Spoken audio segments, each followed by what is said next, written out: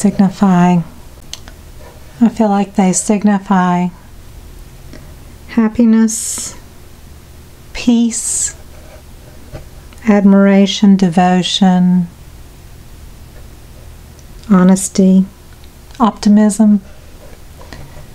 So here it is, and this will be in the auction on March 17th over on Facebook at Art Healing Hearts Auctions in the Facebook group that Heather Mader and I started. And also we have a website, www.arthealingheartsauctions.com.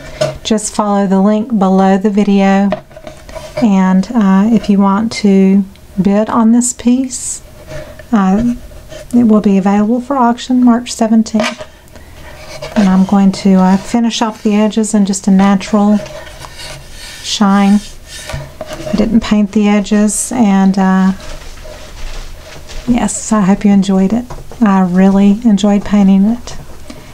And thanks to Maria Morris, who I have taken some of her classes, and she paints a lot with golden and Liquitex, which I don't normally paint with, and I tried to be more loose and free with this painting, as typically I like to paint realistically.